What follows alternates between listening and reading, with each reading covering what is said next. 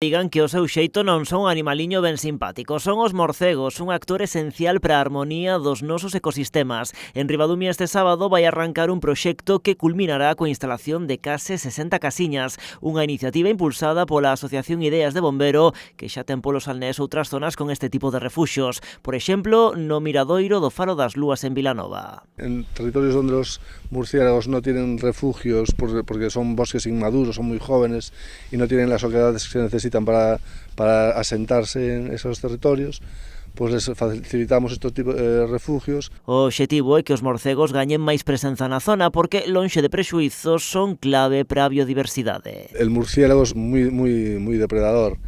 Por ejemplo, todos los organismos, o sea, polillas, dípteros y tal, lo depredan. Por ejemplo, porque veas un número.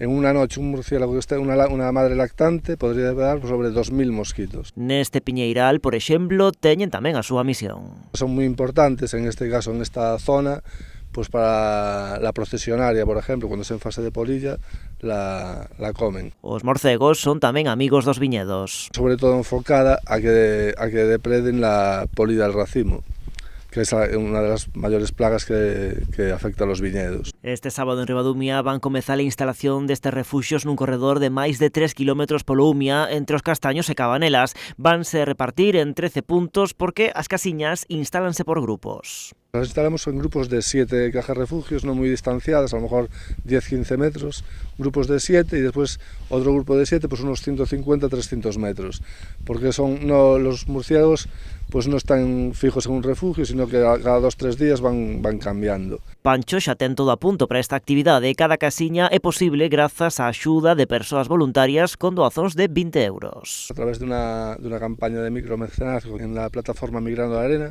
se llama Dona un refugio para murciélagos.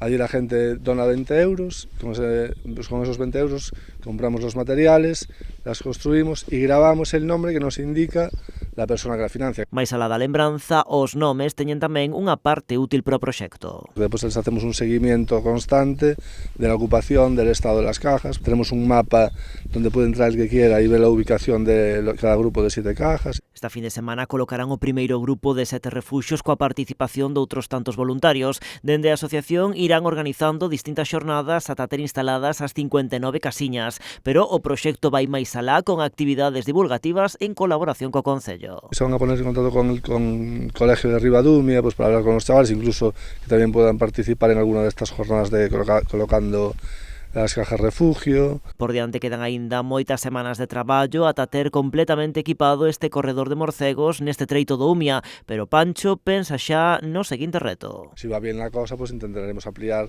hacia el monasterio de Armenteira, que ya pertenecería a Meis, y hacia Caldas, hacia donde lleguemos. En España hai 35 especies de morcegos, todas elas protegidas.